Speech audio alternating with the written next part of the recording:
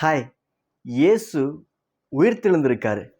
இந்த நாள் தான் இயேசு உயிர்த்தெழுந்தார் அப்படின்னு சொல்லி கடந்த 2000 வருஷமா லட்சக்கணக்கான கோடிக்கோடியான ஜனங்கள் இந்த நாளை செலிப்ரேட் பண்ணி கொண்டாடிட்டு இருக்காங்க.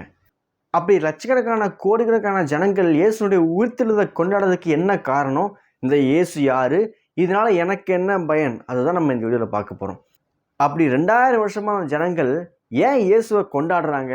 அதுவும் குறிப்பாக அவருடைய உயிர்த்தெழுதலை இவ்வளோ விமர்சையாக உலகம் முழுக்க கொண்டாடுறதுக்கு என்ன காரணம் அப்படின்னா, இயேசு யாருன்னா அவர் ஒரு கடவுள். ஆனால் மனு உருவில் இந்த உலகத்துக்கு 2000 வருஷத்துக்கு முன்னாடி பிறந்து வாழ்ந்து கிட்டத்தட்ட 33 வருஷம் ஊழியம் பண்ணி தன்னுடைய 33வது வயசில் அவர் அநியாயமாக கொல்லப்பட்டு அடக்கம் பண்ணப்பட்டு 3 நாள் கழித்து திரும்பவும் உயிரோடு எழுந்தார். இன்னைக்கு வரைக்கும் அவர் உயிரோடு எழுந்து இல்லை அப்படின்னு யாராலும் நிரூபிக்க முடியல. அவர் உயிர்த்தெழுந்ததுக்கான சாட்சிகள் அநேகம் இருக்குது. இந்த இயேசு உயிர்த்தெழுந்தாரை இப்படி யாரு அப்படின்னா, இவர் பிறக்கிறதுக்கு கிட்டத்தட்ட 1000 வருஷத்துக்கு முன்னாடி இவரை குறித்து ஒருத்தர் தீர்க்க தரிசனமாக எழுதி வச்சிருக்காரு. அதை நான் உங்களுக்கு வாசி காமிக்கிறேன். 2வது சங்கீதம் 6ஆம் வசனத்தில் இப்படி இருக்குது: என்னுடைய பரிசுத்த பர்வதமாகிய சியோன் மீதில் என்னுடைய ராஜாவை அபிஷேகம் பண்ணி வைத்தேன் அப்படின்னு சங்கீதக்காரன் எழுதுறாரு. என்னுடைய பரிசுத்த பர்வதமாகிய சியோன் மீதில் என்னுடைய ராஜாவை அபிஷேகம் பண்ணி வைத்தேன் அப்படின்னா, இயேசுவை இந்த இடத்துல சியோன் அப்படிங்கிறது இஸ்ரேலினுடைய தலைநகரம். அந்த தலைநகரத்தில் ராஜாவாக நான் அபிஷேகம் பண்ணி வைத்தேன். அவர் இந்த உலகத்தின் ராஜாவாக இருந்து ஜனங்களுடைய எல்லா தேவைகளையும் பூர்த்தி செய்வார் அப்படின்னு தீர்க்க தரிசனமாக இவருக்கு சொல்லப்பட்டிருக்குது. நீங்கள் கேட்கலாம், இது எப்படி இயேசுவை சொல்லப்பட்டிருக்கு நீங்கள் சொல்கிறீங்க அப்படின்னு கேட்கலாம். அதுக்கு அடுத்த வசனத்தில் இப்படி இருக்குது: கர்த்தரனை நோக்கி, நீர் என்னுடைய குமாரன், இன்று நான் உம்மை ஜெனிப்பித்தேன் அப்படின்னு எழுது. இந்த வார்த்தைகள்லாம் இயேசு கிறிஸ்து உலகத்தில் வாழும் பொழுது அவர் ஞானஸ்நானம் எடுத்து வெளியே வரும் பொழுது அவரை குறித்து பிதாவாகிய தேவனானவர் சாட்சி சொன்ன அதே வார்த்தைகள். நான் அதை வாசி காமிக்கிறேன் பாருங்களேன். லூக்கா 3ஆம் அதிகாரம் 22. பரிசுத்த ஆவியானவர் ரூபங்கொண்டு புறாவை போல் அவர் மேல் இறங்கினார். வானத்திலிருந்து ஒரு சப்தம் உண்டாகி, நீர் என்னுடைய நேசகுமாரன், உம்மில் பிரியமாயிருக்கிறேன் என்று உரைத்தது.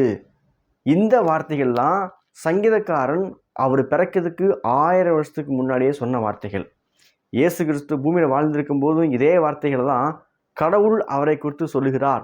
இதுதான் எபிரேயர் 1ஆம் அதிகாரத்தில் 5ஆம் வசனத்தில் இப்படி சொல்கிறாங்க: எப்படினில் நீர் என்னுடைய நேசகுமாரன், இன்று நான் உம்மை ஜெனிப்பித்தேன் என்றும், நான் அவருக்கு பிதாவாக இருப்பேன், அவர் எனக்கு குமாரனாக இருப்பார் என்றும் அவர் தேவதூதர்களில் யாருக்காவது எப்போதாவது சொன்னதுண்டோ அப்படின்னு எழுதுறாரு.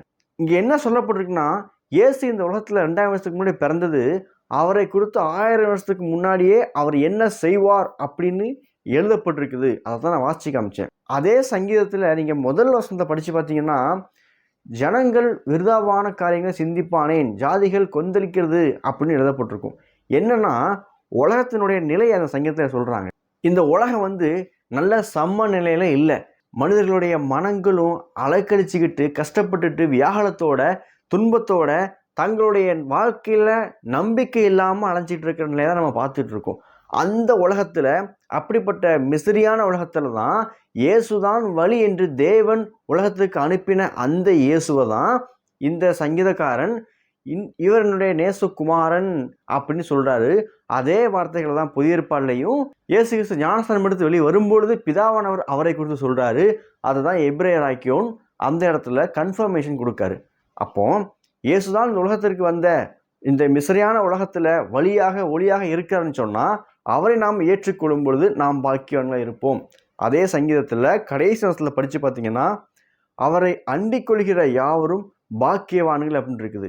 இந்த உலகத்தில் நீங்கள் எப்பேற்பட்ட கஷ்டத்தில் பிரச்சனையில் இருந்தாலும், எப்படிப்பட்ட குழப்பமான மனநிலை இருந்தாலும் நான் உங்களுக்கு சொல்கிறேன், அவரை அண்டிக் கொள்கிற யாவரும் பாக்கியவான்கள்.